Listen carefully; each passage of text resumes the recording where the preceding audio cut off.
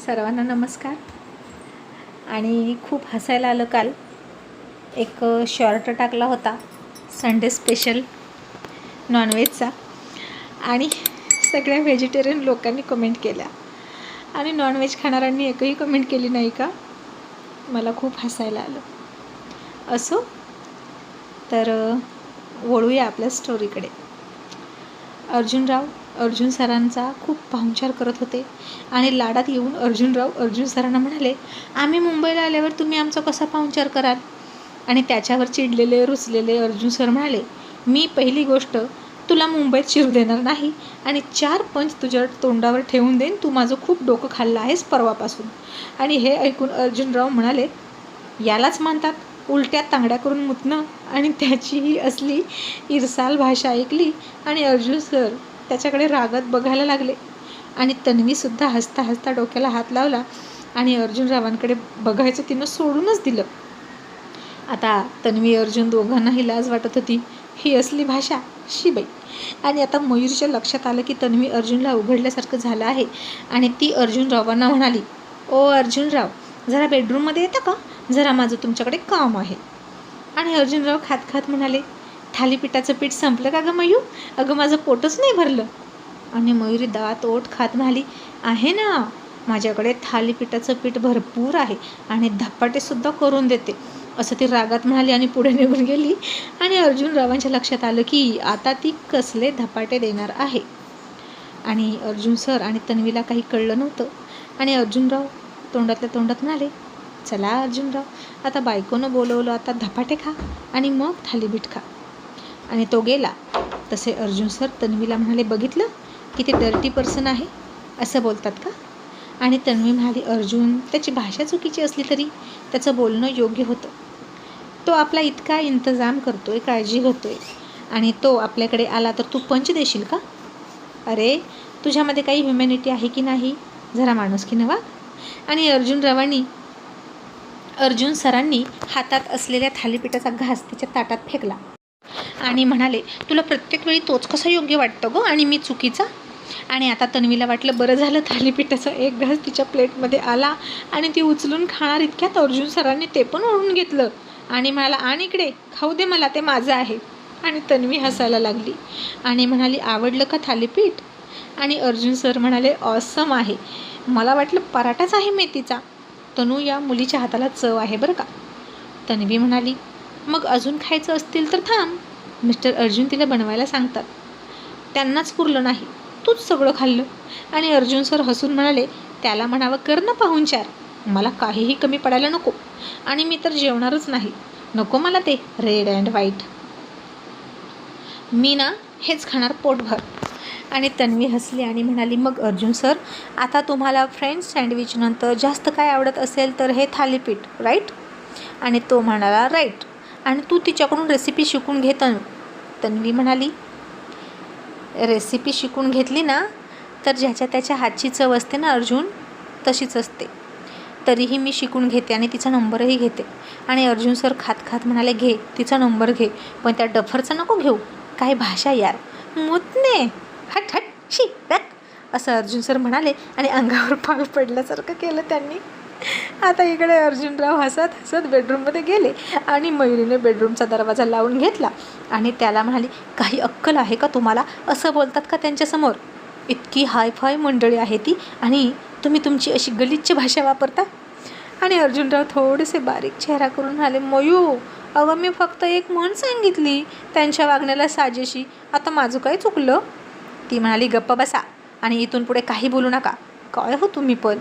आणि अर्जुनराव लाडात येत म्हणाले, आता मुळा अक्षराच्या बाहेरचं काहीतरी होतं का गं. आणि तिने त्याच्यासमोर हात जोडले आणि म्हणाली, प्लीज गप्प बसा. असं हातावर हात आपटले आणि बाहेर निघून गेली. आणि पुन्हा हसून म्हणाली, तुम्हाला काय हवं आहे का, अजून थालीपीठ मी बनवते. आता अर्जुनरावसुद्धा गुपचूप पाठीमागून आले आणि अर्जुन सरांसमोर बसले आणि काहीच नव्हते बोलत. मग मयुरीने एक थालीपीठ आणलं आणि अर्जुनराव म्हणाले, मला दे. तसे अर्जुन सर म्हणाले, नो नो, मला दे. आणि मयुरीने अर्जुन सरांना दिलं आणि अर्जुनरावांना म्हणाली, तुम्हाला दुसरं देते. आणि आता इकडे ऑफिस सुरू झालं आणि आर्यन बाबू आता अंकल नाहीत, डॅड नाहीत म्हटल्यावर जबाबदारीनं लवकर ऑफिसमध्ये जाऊन बसले आणि 2 दिवसाच्या सुट्टीनंतर सुस्तावलेला स्टाफ हळूहळू ऑफिसमध्ये यायला लागले आणि आर्यन त्याच्या खुर्चीत बसून उगीच CCTV चेक करत होता. आणि 1-2 मुली उशिरा आल्या आणि तरीसुद्धा स्टाफ फुलफिल नव्हता. आणि आर्यन आता उठला आणि दरवाजातच जाऊन खुर्चीत बसला आणि ज्या 2 मुली उशिरा आल्यात त्यांना म्हणाला, तुम्ही दोघे इकडे या. आणि घड्याळात बघून म्हणाला, तुम्ही टोटल 11 मिनिटे लेट आहात, तर तुम्ही 5 वाजल्यानंतर 11 मिनिटं इथे थांबून काम करायचं, त्याशिवाय जायचं नाही. माझा वॉच आहे तुमच्यावर. आता त्या मुली चकित झाल्या आणि आर्यन म्हणाला, असं काय बघताय माझ्याकडे? मी काही चुकीचं बोललो का की असं करायचं? तुमच्या कामाचे तास किती होतात, त्यातली 11 मिनिटाची सॅलरी मी कापू का? असं म्हणून त्यानं कॅल्क्युलेटर हातात घेतलं आणि महिन्याची सॅलरी, त्यानंतर दिवसाला किती बसते भागिले 30 केलं, त्यातली एका तासाला किती बसते आणि त्यातून पण एका मिनिटाला किती बसते आणि एका मिनिटाला सॅलरी बसली 80 रुपये गुणुले 11 केले. 80 गुणुले 11 880 रुपये असं कॅल्क्युलेशन केलं आणि त्या मुलीसमोर ते कॅल्क्युलेटर पकडलं आणि म्हणाला, हे बघा 880 रुपये तुमचे कट होतील 11 मिनिटाचे. मग आता काय करायचं ते तुम्ही ठरवा. एक्स्ट्रा काम करता की तुमची सॅलरी कट होऊ द्या. आणि त्या मुली एकमेकांकडे बघून म्हणाल्या, सर आम्ही एक्स्ट्रा थांबतो, प्लीज सॅलरी नको कट करू. आणि आर्यन म्हणाला, गुड. याचा अर्थ पैशाची किंमत आहे तुम्हाला, पण वेळेची किंमत नाही ना. मॅडम, पैशापेक्षा वेळेला जास्त किंमत आहे, कारण पैसा आजचा उद्या कमवता येतो, आजच्यापेक्षा जास्त कमवता येऊ शकतो, पण वेळ आजची गेलेली पुन्हा येत नाही, समजलं का? आणि त्या मुली म्हणाल्या, हो सर समजलं, आमच्याकडून पुन्हा असं होणार नाही, सॉरी. आणि आर्यन हसून म्हणाला, गुड. मला माहीत होतं तुम्ही पैसा निवडणार, कारण तेवढीच तुमची लिपस्टिक येते ना तेवढ्या पैशात. जा आता. असं म्हणून त्यानं त्या मुलींना पाठवलं आणि आणखीन उशिरा येणाऱ्या लोकांची वाट बघत बसला आणि प्रत्येकाला असंच ओरडायला लागला. आता बाहेर 1-2 आले आणि अर्जुन सरांची कार नाही, याचा अर्थ आपण घाबरण्याची गरजच नाही असं समजून आत आले. पण आता ज्युनियर अर्जुन इथे बसले होते आणि त्यांची हजेरी घेत होते. आणि आर्यन त्यांना म्हणाला, काय डॅड नाहीत म्हणून खुश आहात का? मग मी कोण आहे? मी कोण आहे सांगा पटकन. आणि ती मुलं म्हणाली, बॉस तुम्ही ज्युनियर बॉस आहात. आणि आर्यन त्यांना म्हणाला, तुम्ही टोटल 17 मिनिटे लेट आहात. आणि त्यांचंही कॅल्क्युलेशन केलं आणि म्हणाला, तुम्ही सिनियर आहात आणि तुमचे 17 मिनिटाचे होतात 2707 रुपये. मग कापू का तेवढे पैसे? बोला कापायचे का? आणि ते म्हणाले, सॉरी सर, 17 मिनिटं आणखीन काम करतो, पण पैसे नका कट करू. आणि मग जेव्हा सगळे आले तेव्हा सगळ्यांची क्लास घेतली आणि आर्यन बाबू आता त्यांच्या केबिनमध्ये जाऊन बसले आणि सगळ्यांना वेळेची किंमत पटवून दिली. आणि वैतागून म्हणाला, युजलेस. बॉसच्या कंपनीची काळजी नाही, सॅलरी तेवढी हवी. आम्ही यांची सॅलरी 1 घंटा जरी लेट केली ना तर यांचं बिल थकतं पुढचं. आम्ही त्यांची सॅलरी वेळेत देतो, मग त्यांनीही आम्हाला तितकं डेडिकेशननं काम केलं पाहिजे. डॅडना अजिबात हे खपणार नाही आणि त्यांच्या डोक्यात आलं ना तर काही खरं नाही. आणि मग त्यानं डॅडला फोन केला आणि कुठपर्यंत आलं ते विचारायचं होतं. मग आता त्यानं अतुलला फोन केला आणि म्हणाला, अंकल ती मिश्रा प्रोजेक्टची फाईल कुठे आहे हो? अतुल म्हणाला, अरे तुझ्या डॅडला माहीत आहे की, तो आला असेल की ऑफिसला. आणि कधी पोहोचला तो? मुंबईमध्ये. मला त्यानं कॉल नाही केला. आणि आर्यन चकित होऊन म्हणाला, अंकल डॅड मुंबईला आले? कधी? आणि मला कसं माहीत नाही? नाही अंकल ते नाही आले. अतुल थोडा शॉक झाला आणि म्हणाला, काय अर्जुन आणि मॅडम पोहोचले नाहीत? ओ माय गॉड, कुठे फसले की काय? आर्यन म्हणाला, पण अंकल ते कधी निघाले होते? अतुल म्हणाला, रात्री निघाले होते. आणि आर्यन म्हणाला, अंकल किती पाऊस पडतोय, तुम्ही त्यांना रात्री का निघू दिलं? आता डॅड कुठे फसले असतील? त्यात बॉडीगार्डसुद्धा सोबत नाहीत. ओ माय गॉड अंकल, आता मी काय करू? असं म्हणून आर्यनला टेन्शन आलं. आणि अतुल म्हणाला, हे बघ टायगर, तू पॅनिक नको होऊ, मी बघतो, मी त्याला कॉल करतोय. असं म्हणून अतुलनं अर्जुनचा फोन ट्राय केला तर त्याचा फोन लागेना. त्यानं तन्वीचा फोन ट्राय केला तर तिचा फोन स्विच ऑफ होता. आल्यापासून अर्जुन सरांची अर्जुन रावांसोबत सारखी टशन सुरू होती, हुज्जत सुरू होती. त्यामुळे फोनकडे लक्षसुद्धा गेलं नाही माणसाचं. आणि तसेही अर्जुन सर फार कमी फोन बघतात. कोणाचा कॉल आला तर उचलतात, नाहीतर इतर वेळी त्यांना फोनची गरजही नसते. आणि आता आर्यनसुद्धा त्या दोघांचे फोन ट्राय करत होता आणि फोन लागत नव्हते. आणि पुन्हा अतुलने त्याला कॉल केला आणि म्हणाला, आर्यन त्या दोघांचाही फोन लागत नाही, आता काय करायचं? आर्यनला आता खूप टेन्शन आलं आणि तो म्हणाला, अंकल मला भीती वाटते, आमच्या एखाद्या शत्रूने त्यांना काहीतरी केलं नसेल ना? आणि अतुल म्हणाला, नो नो बेटा, असा नको विचार करू, आपण काहीतरी करूया. आणि आता अतुलच्या आधी आर्यनने जयला फोन केला आणि म्हणाला, जय अंकल, असं असं झालं आहे, तुम्ही प्लीज डॅडना शोधा. आणि मग जय लगेच निघाला कोल्हापूरच्या रस्त्याने त्याची फोर्स घेऊन. त्यानं टोटल 10-12 गाड्या काढल्या आणि तो सगळा लवाजमा घेऊन कोल्हापूरच्या दिशेनं निघाला अर्जुन सर आणि तन्वी मॅडमना शोधायला. आणि आर्यनचं लक्ष कुठेच लागना. त्याला तर वाटलं ते मस्त राहतील, अतुलसोबत येतील आणि या दोघांनी रात्री कशाला यायचं, इथं मी होतो ना सगळं बघायला. डॅड, मॉम, आता तुम्हाला कुठे शोधू, असं म्हणून त्याला जाम टेन्शन आलं होतं. आणि इकडे अर्जुन सर थालीपीठं खात होते. अर्जुन सरांच्या वाटणीला येऊ देत नव्हते. आणि आता आशू उठून आला आणि समोर अर्जुन सरांना बघितलं आणि लगेच मला, अंकल तुम्ही घरी कधी आलात? आणि अर्जुन सर त्याला म्हणाले, ओ वाव, तुझी मेमरी खूप शार्प आहे, तू मला ओळखलंस का? आणि चुणचुणीत आशू म्हणाला, मग अंकल आपला नाद नाही करायचा, मी सगळ्याला ओळखतो. आणि तुम्हाला काका म्हटल्यावर कळत नाही ना, म्हणून मी आता अंकल म्हणालो. आणि तन्वीलासुद्धा पटलं की मुलगा हुशार आहे, कोणत्या वेळी समोरच्याला काय हवं हे त्याला आधीच कळते. आणि लगेच अर्जुनराव क्रेडिट घेत म्हणाले, मग मुलगा कोणाचा आहे? तसे अर्जुन सर त्याला गप करत म्हणाले, ए डफर, तू गप बस, मुलगा तुझा असला तरी तो त्याच्या मम्मीवर गेला आहे. आणि आशू लगेच म्हणाला, अंकल मम्मी नाही, आई, मी तिला आई म्हणतो आणि बाबांना बाबा. आणि तन्वी म्हणाली, छान अर्जुन, तू पण तुझ्या आई बाबांना आई बाबाच म्हणायचा ना? आणि तरीही आता आईचं नाव काढलं आणि अर्जुन सरांच्या कपाळावर आट्या पडल्या. आणि अर्जुन सर म्हणाले, हो, मी माझ्या बाबांना बाबा म्हणायचो आणि त्यांना ते खूप आवडायचं. आणि आता अर्जुनराव टोला मारत म्हणाले, तुम्हाला आई नाही वाटतं, फक्त बापाचं नाव घेतलं? असे झाडावर उलटे लटकून तुमचा जन्म झाला आहे का? की झाडावर असं फळासारखं तुम्ही लागला होता आणि तुमच्या वडिलांनी तुम्हाला तिथून तोडून घेतलं? आईचं नाव का घेत नाही तुम्ही? जिच्या पोटातून जन्म झाला तिचं नाव नाही घ्यायचं होय? आणि आता तन्वी घाबरली आणि म्हणाली, मिस्टर अर्जुन प्लीज, हा विषय आपण इथेच थांबूया का? आता अर्जुन चिडायला लागला होता आणि त्यानं थालीपीठ खाणं बंदच केलं आणि उठूनच गेला. तन्वीनंही खायचं बंद केलं आणि उठून गेली त्याच्या मागे आणि म्हणाली, अर्जुन, त्याला माहीत नाही ना काहीच, सोडून दे. आणि अर्जुन सर म्हणाले, हो तनू, मी सोडून दिला विषय, तो अनोळखी आहे आणि त्याला माझ्याबद्दल काहीच माहीत नाही, मग मी कशाला त्याला सगळं सांगत बसू? त्याला विचार आपली गाडी कधी येईल.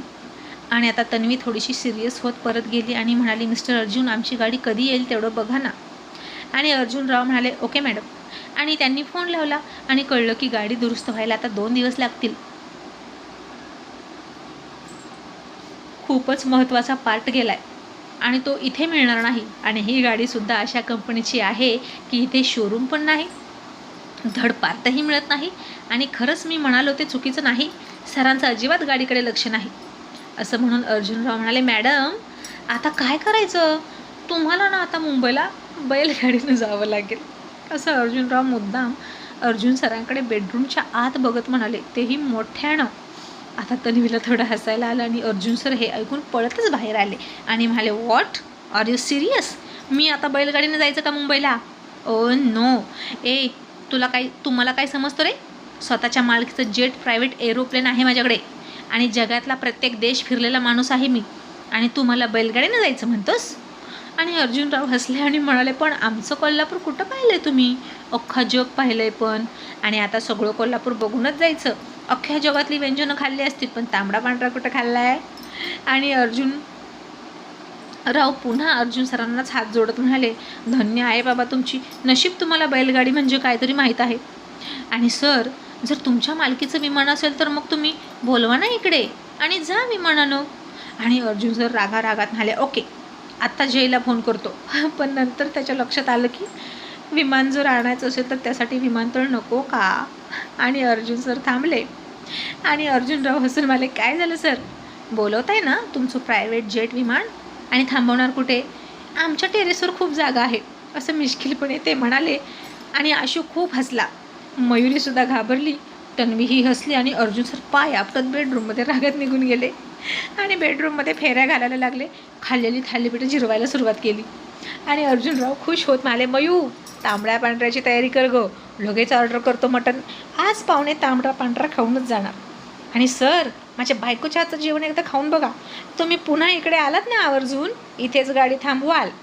आणि आणखीन एक सिक्रेट सांगू का, माझ्या बायकोला फक्त नॉनव्हेजच चांगलं बनवायला येतं. व्हेज म्हटलं की ती तोंड वाकडं करत असते. आणि मॅडम तोपर्यंत तुम्ही निवांत राहा, असं म्हणून त्यानं तन्वीलाही आराम करायला पाठवली. आणि मयुरी गाल फुगून म्हणाली, जा तिकडे नालायक कुठले. आणि तोपर्यंत आता जय तिकडून कोल्हापूरच्या दिशेनं निघाला होता. आणि रस्त्यात कुठे अर्जुन सरांची गाडी दिसते का ते बघत होता. पण पूर्ण वर येईपर्यंत त्याला काहीच दिसलं नाही. आणि बॉस गेले तर गेले कुठं म्हणून त्यालाही टेन्शन आलं. वरून आर्यनचे सतत फोन असायचे, डॅड सापडले का म्हणून. आणि आता तांबडा पांढऱ्यासोबतच अर्जुनरावांनी आणखीन एक गोष्ट ऑर्डर केली. पण आता बायकोला सांगितल्याशिवाय काहीच करायचं नाही हा त्यांचा नियम. मग भले बायकोच्या शिव्या का खायचा होईना, पण ते काही लपवत नव्हते. आणि त्यांनी मयुरीला त्या बाटल्या दाखवल्या आणि म्हणाला, तुझ्या लाडक्या सरांसाठी त्यांचा मूड ठीक करायला. चिडली नाहीस ना घरामध्ये आणलं म्हणून.